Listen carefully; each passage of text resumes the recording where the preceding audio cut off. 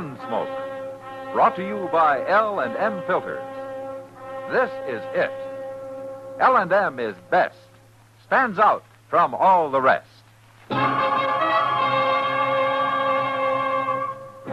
Around Dodge City and in the territory on West, there's just one way to handle the killers and the spoilers, and that's with a U.S. Marshal and the smell of Gunsmoke.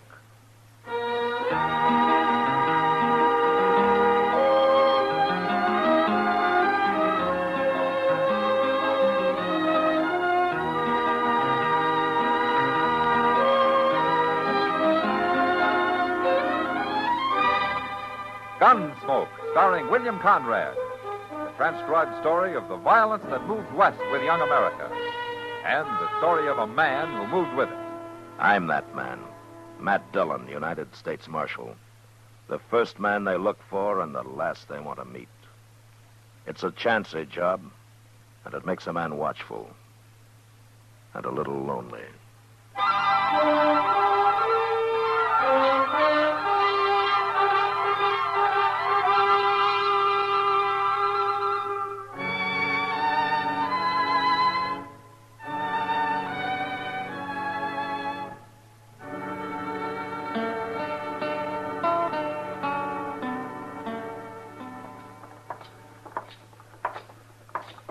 They're getting off stage already, Mr. Dillon.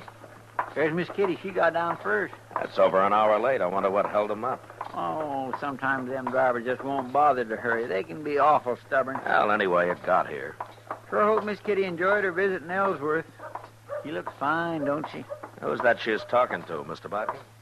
I didn't know he'd been out of town, Mr. Dillon. Now, that's why the bank's been closed, Chester. Mr. Bodkin won't trust anybody running it if he isn't around. Hello, Miss Kitty. Hello, Chester. Hello, Matt. Well, did you have a good trip, Kitty? Well, you're here. Hello, Mr. Bodkin. Marshal, we were held up and robbed. What? Held up? Back at Rocky Ford, Matt. Lone bandit. He took the box and he robbed Mr. Butkin here. Took everything I had, over $300 in cash. Anybody hurt?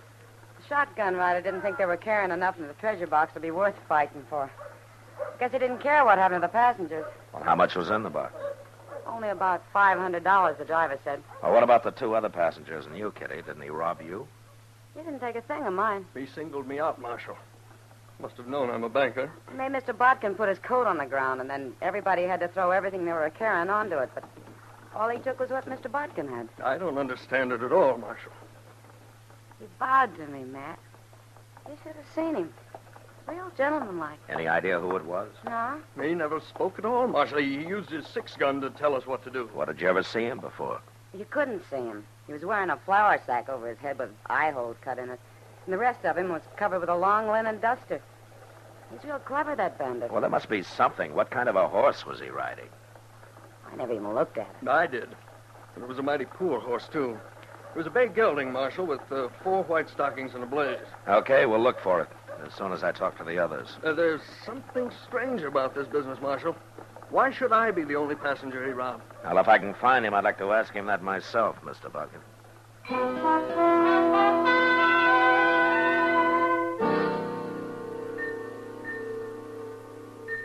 Neither the driver, nor the shotgun messenger, nor the other 2 passengers, who turned out to be a couple of homesteaders, could give us any more information on the bandit. So Chester and I saddled up and rode out to Rocky Ford. We found nothing there. About a half a mile further on, we spotted the bay gelding, standing alone and unsaddled. I put a rope on him, and then we got down to stretch our legs and take a closer look.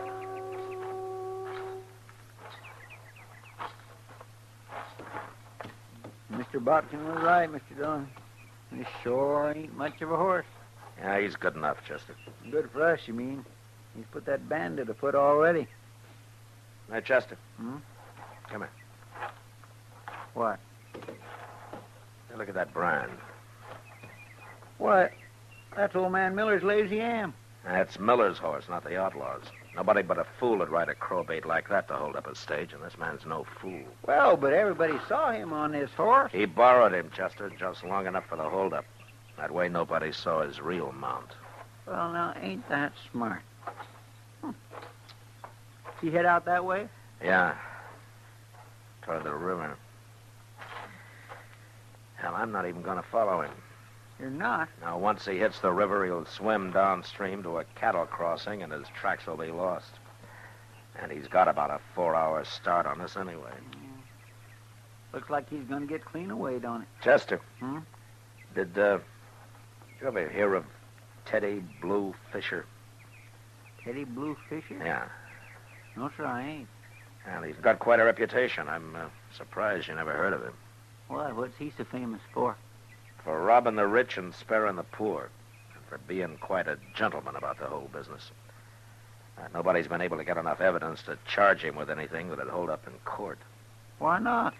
Well, like today. We haven't got anything on him. Well, maybe it wasn't him, Mr. Dillon. I'm only guessing, Chester, but it was Fisher or somebody who works like him. He held up the stage, took the box, and robbed the only rich man on it. And, of course, he wouldn't take anything from a lady. By gracious, if I went to the trouble to stop a stage, I'd take everything. He don't sound so smart after all. Now, that's part of his game, Chester. Everybody in the country will soon hear about him, and there won't be a poor family anywhere that won't hide him and feed him and give him anything he needs. He's got 'em all standing up for him, you mean, huh? Yeah, that's the way it works. You know something, Mr. Dillon? What? He sounds kind of like that green Indian they had over in one of them foreign lands one time.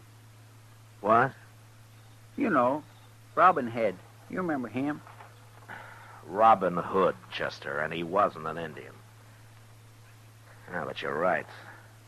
Teddy Blue Fisher works exactly the same way. Yeah, and outside of pure luck, I don't know how I'm going to stop him.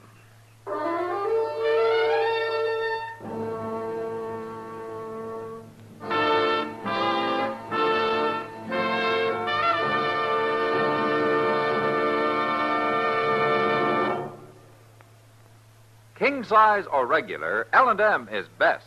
Stands out from all the rest. This is it, L&M filters. It stands out from all the rest.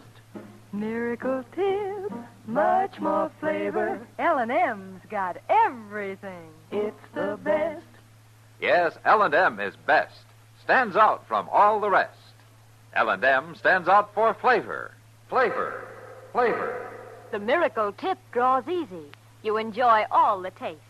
L&M stands out for effective filtration. Filtration. Filtration. No filter compares with L&M's pure white miracle tip. L&M's got everything. It's America's best filter cigarette.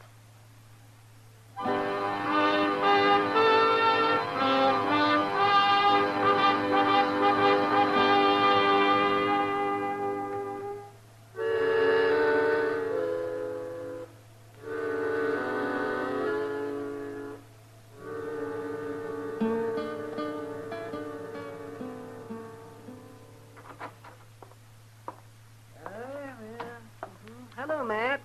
Chester. Hello, Doc. Doc, you look different. What have you done to yourself? I had a haircut. Oh, that's it. Wouldn't hurt either of you to get a haircut now and then. Well, I can't afford it. Not at no 25 cents a throw. Well, it's all right for you, Doc. You need it. Nobody wants a shaggy medicine man cutting them open. Oh, medicine. Oh, well. Well, what about you? I suppose the dignity of the law served best by a couple of molting prairie chickens. Chester, Yes, sir. take out your gun and shoot him. Yes, sir. Hold still, Doc. Go ahead, shoot. Nothing will happen to you. Not around here, it won't. You'll go free as a bird.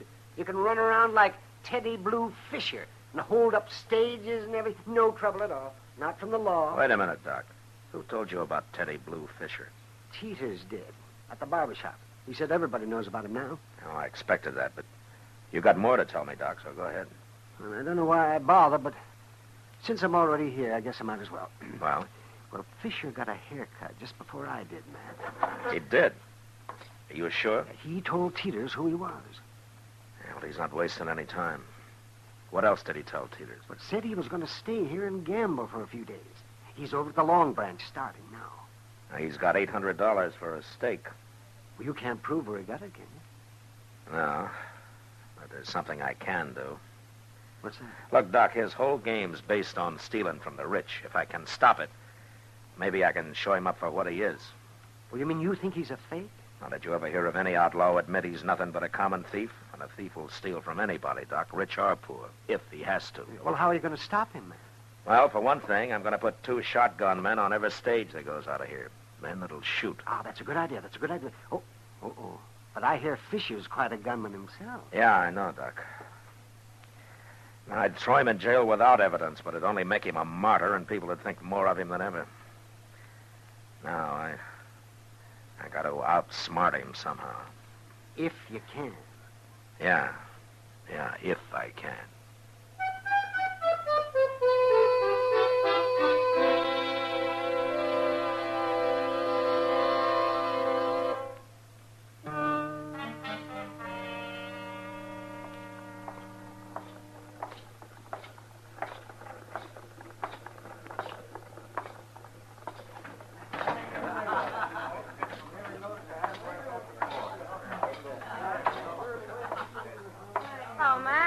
Hello, Kitty. Say, Kitty. Hmm? I heard that Teddy Blue Fisher was in here. Oh, he just left. Said he'd be back in a minute. He's quite a fellow, Matt. Yeah, he sure is. Did you hear what he did? No, what? He broke the faro bank. Won over $1,000. Well, that won't help. What do you mean? With all the money he's got now, he won't have to work at his usual trade. He can loaf around for a long time. No harm in that, is there? Now, that makes the law look pretty foolish, Kitty. And besides, he's got to be in action before I can stop him. You still think he held up the stage, don't you? Well, that's his way of doing things. You gonna run him out of town, Matt? I'd sure like to. Well, now's your chance. Here he comes. Fire that drink now, Miss Kitty. Well, there's a man here who wants to meet you first. How do you do, sir? I'm Teddy Blue Fisher. I'm Matt Dillon. Pleasure's mine, sir. That's right. The pleasure's all yours. Coming from anyone else, I'd take that real bad. But I can understand your feeling. And we know where we stand, don't we? And it's too bad. I would like to be friends. You know, you're a thief, Fisher, and you're probably a murderer to boot. That's a lie. I never shot a man in my life unless he tried to shoot me. To kill a man who's trying to protect his property is murder, the way I figure it. Well, I'm not going to argue with you, Marshal. No, I didn't think you'd be dumb enough to. That'd be admitting what you are, wouldn't it? People talk, make up stories. I have never done anything wrong. How long are you planning on staying in Dodge? Well, Marshal, I never planned. But I'm living pretty well in Dodge. I kind of like it. Yeah, so I hear. Only trouble right now is finding somebody willing to buck me gambling. My luck's been showing too much. Well, I'm sure you'll find somebody, Fisher. I thank you kindly, Marshal. I hope to. That reminds me, I want to talk to a man over there about it. Miss Kitty, if you'll excuse me, I'll be right back. Sure. Oh, I'll buy you a drink, too, Marshal. No? Then some other time.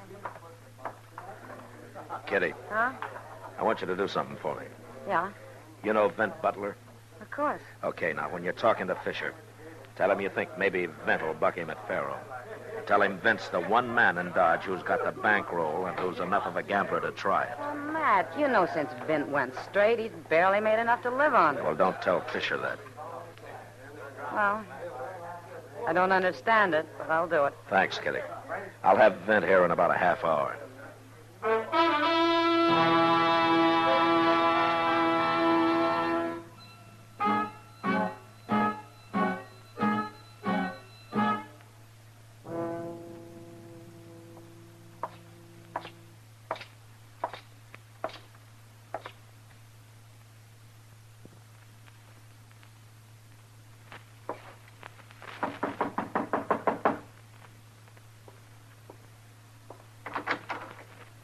Marshal Dillon. It's okay, Vent. Now, Marshal, I ain't done a thing. Now, don't start shaking, Vent. No, it ain't that. You surprised me. Well, I think I'm going to surprise you more.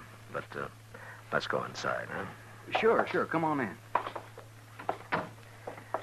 Vent, you remember what happened a year ago? I sure do. But, Marshal, I kept my word. I swear I have. Well, as far as I know, you have, Vent.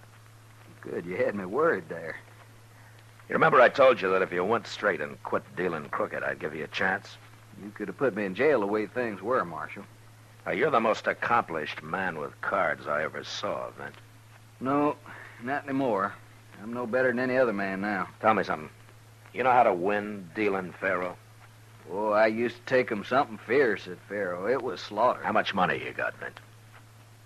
A couple of hundred. Why? Is that enough for you to take about 2,000 off a man? 2,000? Dealing crooked. You been drinking or something, Marshal? I'm asking a favor of you, Vint. Well, you really mean it, don't you? Teddy Blue Fisher. What? Kitty's setting him up for you at the Long Branch right now. You go down there and take him. And when you've done it, you come back to my office. I'll be waiting for you.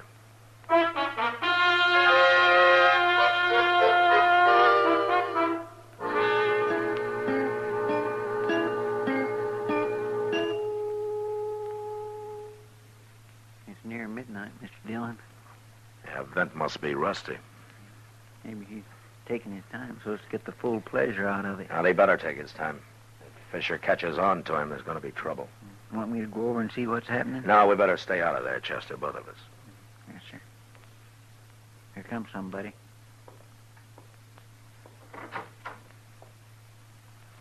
Hey, it's Vint. How'd you make out, Vint? Like a bear in spring, Chester. But, Marshal, you said a couple of $1,000. He had near 2,500 on him. There it is. Yeah, that's a lot of money, isn't it? Oh, I've fleeced men for more than that in my time. I never saw a crook yet that didn't like to brag about it. Now, Marshal, you made me a crook. Now, that wasn't too hard, though, was it, Vince? But you did fine. What are you going to do with all that money? Well, I'm going to see that you get some of it, Vint, when the time comes. Because you've earned it. It's none of my business, Marshal, but I'd sure like to know what this is all about. Well, Fisher's broke now, Vint. His vacation's over. He's got to go back to work. Robbing rich people, huh? Yeah, if he can. I don't envy you trying to catch him, Marshal. From what I hear, most everybody in the country's on his side already. They'll make it awful hard for you. Sure. But I'm a gambler, too, Vint.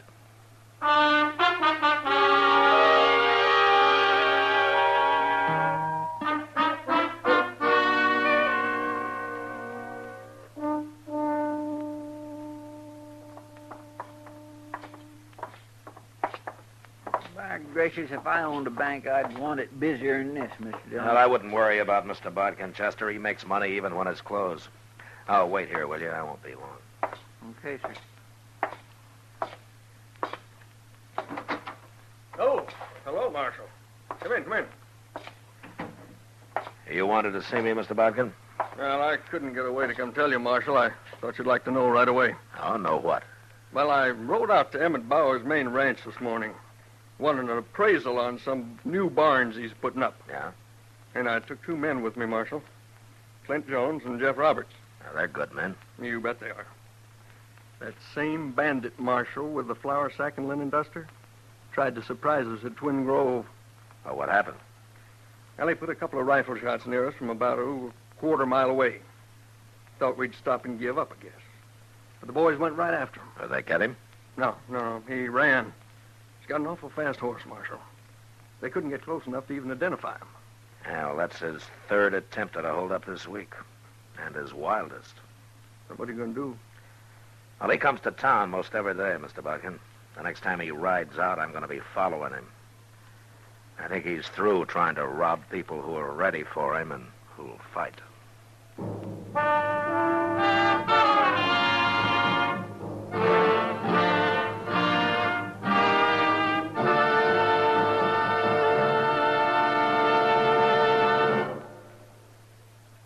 L&M is best, stands out from all the rest. L&M's got everything. Everything? Yes, everything.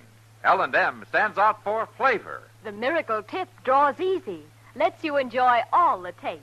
And L&M stands out for effective filtration. No filter compares with L&M's pure white miracle tip for quality or effectiveness. L&M stands out for highest quality tobaccos, low nicotine tobaccos, L&M tobaccos, light and mild. L&M's got everything. Everything? Yes, everything. king size or regular. It's America's best filter tip cigarette.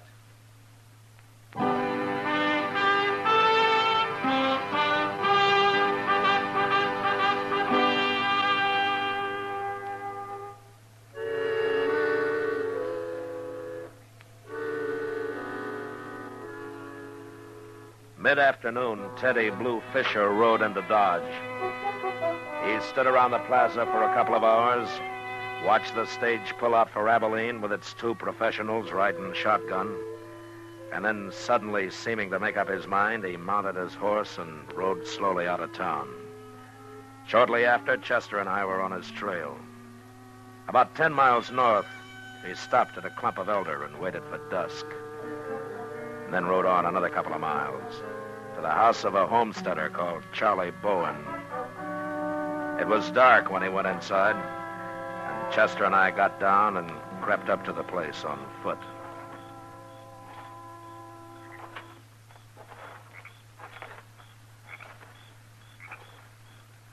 What do you think he's doing here, Mr. Dillon?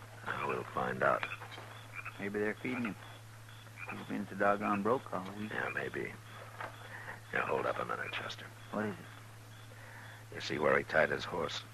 Yes, sir, he's over behind that wagon. Well, we'll just make real sure of Teddy Blue Fisher. You go over there and unsaddle his horse, Chester, and then slip his bridle off. Yes, sir. But don't scare the horse into making a lot of noise. Oh, I'll lead him off a little before I turn him loose, Mr. Dillon. Good. I'll be up by the window nearest the door there. All right, sir.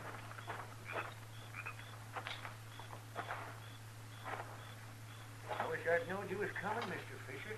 My wife could have fixed a couple of chickens. This is quite an honor meeting you. There's a little cold pork out in the cellar, and I got a jar of spiced apples left. How's that sound? Why, that sounds fine, ma'am. Just fine. You folks doing pretty well out here, aren't you? Well, we got no complaint. The Lord's been good to us. Yeah, but we've been doing better than most homesteaders. Yeah, that's what I thought. You did? Oh, I've rid by here a couple of times lately. And I can see you got yourself a nice house, some stock. Most folks got nothing but a patch of corn and a sod hut. It's a shame, ain't it? The way people have to live. Yeah, well, that's why we kind of stand behind a man like you, Mr. Fisher. Now, I ain't saying nothing, but you take a big banker like old Botkin. Why, he's got more money than he knows what to do with. It don't hurt him none to lose a little of it now and then. Why, that's true. Of course, bankers don't have all the money in the world. They don't have none of ours. And they never will. You don't believe in banks, ma'am? No, sir. I wouldn't put a penny in them. That's right smart of you. Yeah, well, she's like that, Mr. Fisher. She always said our money ought to be right where we could lay our hands on it whenever we want. Why, of course. But some of that depends on how much you've got. Well, we've been saving all our lives. Must have near, $800 now. What you doing, Mr. Dillon? Talking money, Chester. Where do you Quiet keep that now. $800, friend? It's hid. Where? Well, it wouldn't be right to tell nobody, Mr. Fisher. It's a secret. You can tell me. Oh, no, we can't tell nobody at all. Yes, you can. Mr. Fisher, what are you doing? What's the gun for? I just want to know where you keep that money. Oh, you're not going to rob us.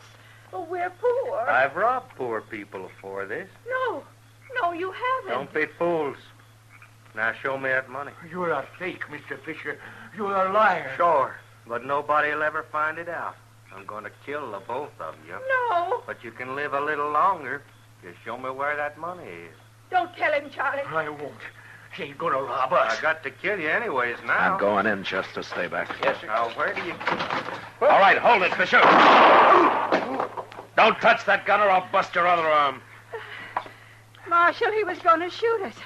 He was going to kill us. Now, what's the matter with you? I was joking. Marshal, you had no cause to shoot me. You're lucky I didn't kill you. You should have, Marshal. He's nothing but a murderer and a dirty common thief. I'd rather have him in jail, Bowen, than on public Look, trial. this was a joke. I was just fooling, I tell you. I never harm people like you, and you know it. I don't hardly know it. It's all over, Fisher. You're finished. Maybe some other Robin Hoods like you will be finished, too, when people hear what you like when you think nobody's watching. Chester, go tie up his arm. He's too valuable now to bleed to death.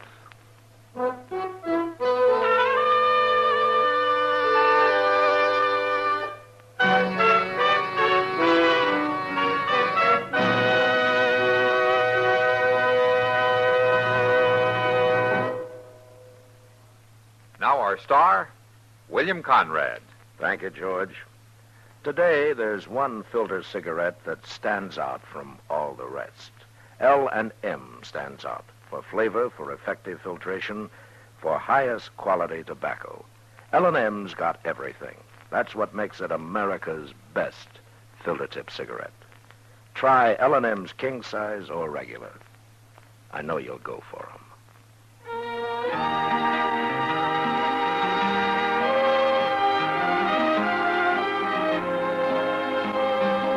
Gunsmoke, produced and directed by Norman Macdonnell, stars William Conrad as Matt Dillon, U.S. Marshal.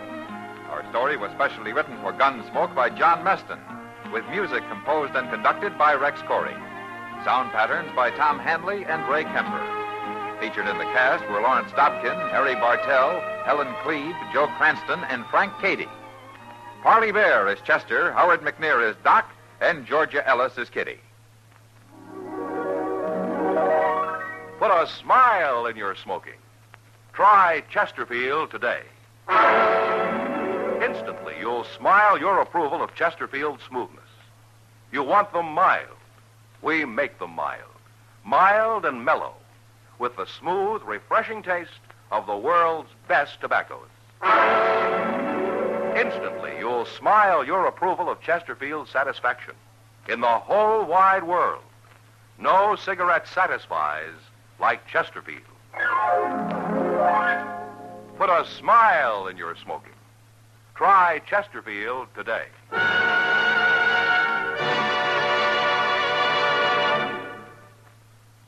The current issue of TV Radio Mirror carries a feature story on Gunsmoke, complete with pictures of Matt, Chester, Doc, and Kitty. It is available at your local newsstand.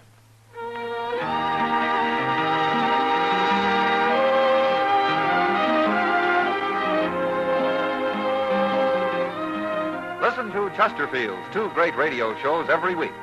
The Perry Como Show every Monday, Wednesday, and Friday, and Dragnet, Tuesday nights on another network.